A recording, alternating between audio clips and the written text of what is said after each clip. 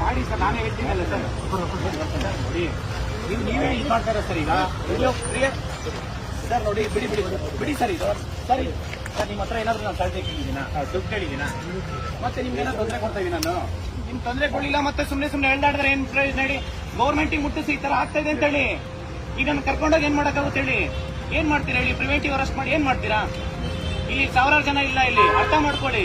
ಒಬ್ಬನೇ ಇದೀನಿ ನಾನು, ಒಬ್ಬನೇ ಕುತ್ಕೊಳ್ಳೋಕ್ಕೂ ಬಿಡಲ್ಲ ಅಂತಂದ್ರೆ ನೀವು 100,000 ಜನಕ್ಕೆ ಎಲ್ಲಿ ಪರ್ಮಿಷನ್ಸ್ ಕೊಡ್ತೀರಾ ಸರ್? ಒಬ್ಬನೇ ಕುತ್ಕೊಂಡಿದ್ದೀನಿ ನಾನು, ಒಬ್ಬನಿಗೆ ಪರ್ಮಿಷನ್ಸ್ ಕೊಡ್ತಾ ಇಲ್ಲ ಅಂತಂದ್ರೆ ನೀವು 1,000 ಜನಕ್ಕೆ ಎಲ್ಲಿ ಕೊಡ್ತೀರಾ ಪರ್ಮಿಷನ್ಸ್? ಒಬ್ಬನ್ ಬಿಡಿ ಸರ್. ನಾನು ಯಾರಿಗೂ ಬರಬೇಡಿ ಅಂತ ಹೇಳಿದ್ದೀನಿ, ಪ್ರತಿಯೊಂದು ಸ್ಟೂಡೆಂಟ್ಸ್ ಹೇಳಿದ್ದೀನಿ. ಯಾರು ಸ್ಟೂಡೆಂಟ್ಸ್ ಬರಬೇಡಿ ಅಂತ ಹೇಳಿದ್ದೀನಿ, ಒಂದು ಸ್ಟೂಡೆಂಟ್ಸ್ ಬರಬೇಡಿ ಅಂತ ಹೇಳಿದ್ದೀನಿ ನಾನು ಇಲ್ಲಿಗೆ. ಸರ್ ಸರ್ ನಾನು ಬರಲ್ಲ ಸರ್. ಈಗ ನೋಡಿ, ಒಂದು ನಿಮಿಷ ಹೇಳ್ತೀನಿ. ನನಗ ನೀವು ಲಾಸ್ಟ್ ಟೈಮ್ ಹೇಳ್ದಾಡಿನೇ ನೋಡಿ ಸರ್, ನೀವೇ ಲಾಸ್ಟ್ ಟೈಮ್ FIR ಹಾಕೊಂಡು ನೀವೇ ಕೈ ಕಾಲು ಲೇಟ್ ಆಗಿದೆ ಅಂತ ಹೇಳಿ ನನಗೆ ಬ್ಯಾಕ್ ಪೇನ್. ನಾನು ಬರಲ್ಲ ಸರ್. ಸರ್ ನಾನು ಬರಲ್ಲ, ದಯವಿಟ್ಟು ಅರ್ಥ ಮಾಡ್ಕೊಳ್ಳಿ ಸರ್. ಇಷ್ಟಲ್ಲ ಸರ್. ಸರ್ ಬಿಡಿ ಸರ್, ಪ್ಲೀಸ್ ನೋಡಿ, ಪ್ಲೀಸ್ ಅರ್ಥ ಮಾಡ್ಕೊಳ್ಳಿ. ಪ್ರಿವೆಂಟಿವ್ ಸರ್, ಸರ್ ಏನ್ ಸರ್ ನೀವು ಬೀಳ್ತಾ ಇದ್ದೀರಾ? ಬಿಡಿ ಸರ್, ಹೊಡಿ ಸರ್, ಬಿಡಿ ಸರ್. ನಾನೇ ಕುತ್ಕೊಂಡಿದ್ದೀನಿ, ನೀವು ಹೊಡಿ ಅಂತಂದ್ರೆ ಹೆಂಗೆ ಸರ್ ಅರ್ಥ? ಪ್ಲೀಸ್ ಅರ್ಥ ಮಾಡ್ಕೊಳ್ಳಿ ಸರ್. ಸರ್ ಹೇಳ್ತಾ ಅವಶ್ಯಕತೆ ಇಲ್ಲ ಸರ್. ಈಗ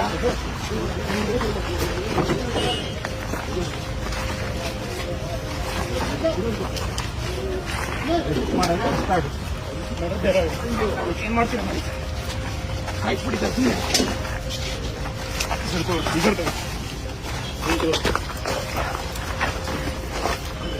ಸರ್ ಏನ್ ಒಳ್ಳೆ ಕೊನೆ ಮಾಡಿರೋ ತರ ಮಾಡ್ತಾ ಇದ್ದೀರಾ ನೀವು? ಸರ್ ಇಷ್ಟೊಂದು ಜನ ಕೊಲೆ ಮಾಡಿರೋರು, ರೇಪ್ ಮಾಡಿರೋರು, ಮರ್ಡರ್ ಮಾಡಿರೋರು ಇದ್ದಾರೆ. ನೀವು ಅವ್ರಿಗೆ ಅರೆಸ್ಟ್ ಮಾಡಿ ಸರ್. ಪ್ಲೀಸ್ ಅರ್ಥ ಮಾಡ್ಕೊಳ್ಳಿ ಸರ್. ನಾನು ಬರಲ್ಲ, ಪ್ಲೀಸ್ ಅರ್ಥ ಮಾಡ್ಕೊಳ್ಳಿ ಪ್ಲೀಸ್ ಸರ್.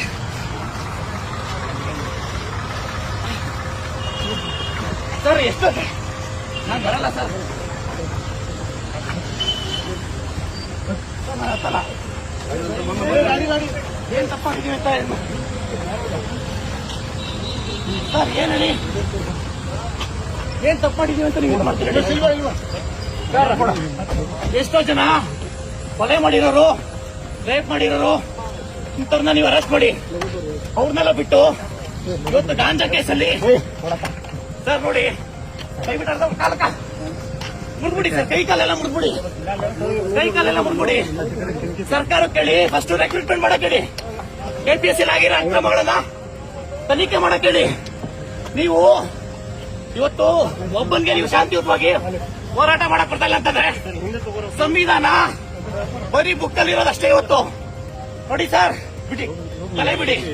ನಿಮ್ಗೆ ಯಾವ ಅಧಿಕಾರ ಇದೆ ಅಂತ ನಾನು ಹೇಳ್ಕೊಂಡು ಹೋಗ್ತೀನಿ ಹೇಳಿ. ನಿಮ್ಗೆ ಯಾವ ಅಧಿಕಾರ ಇದೆ ಅಂತ? ನಾನು ಸುಪ್ರೀಂ ಕೋರ್ಟ್ ಹೋಗ್ತೀನಿ. ಹೋಗಿ ಅಲ್ಲ ಸರ್, ಅರ್ಥ ಮಾಡ್ಕೊಳ್ತೀನಿ. ಇವತ್ತು ಶಾಂತಿಯುತ ಹೋರಾಟ ಮಾಡ, ನೀವು ಒತ್ತಿಕ್ಕಂತ ಕೆಲಸ ಮಾಡ್ತಾ ಇಲ್ಲ. ಇವತ್ತು ನೀವು ಸುಮ್ಮನೆ ಇವತ್ತು ನಾವು ಲಕ್ಷಾಂತರ ಜನ ವಿದ್ಯಾರ್ಥಿಗಳು ಕರೆದಿಲ್ಲ. ಒಬ್ಬರಿಗೆ ನೀವು ಬಿಡಿ, ತಲೆ ಬಿಡಿ. ನೀವು ಸಲಹೆ ಕುರಿ ಅಂದ್ರೆ ತಲೆಗೆ ಕೊಟ್ಟಿಲ್ಲ. ಬಿಡಿ ಸರ್, ಬಿಡಿ ಅರ್ಥ ಮಾಡ್ಕೊ.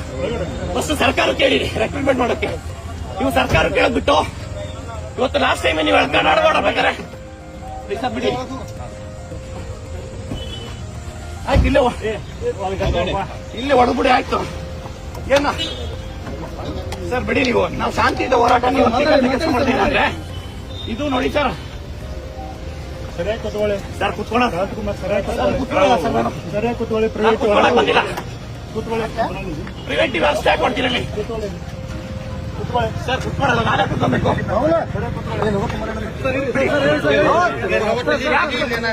ನಾನಿಲ್ಲಿ ಶಾಂತಿಯುತವಾಗಿ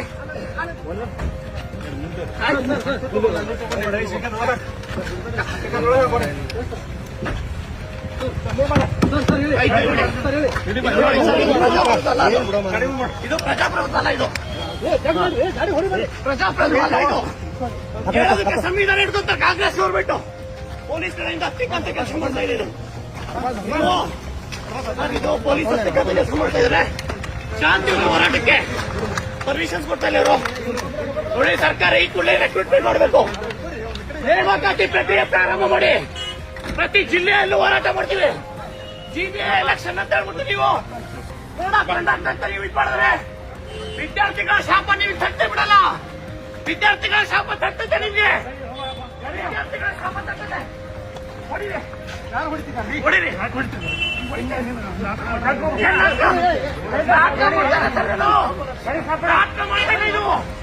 ನಾಟಕಲ್ಲ ಇದು. ವಿದ್ಯಾರ್ಥಿಗಳ ನೋವು ನಾಟಕಲ್ಲ ಇದು. ಹೊರಗಡೆ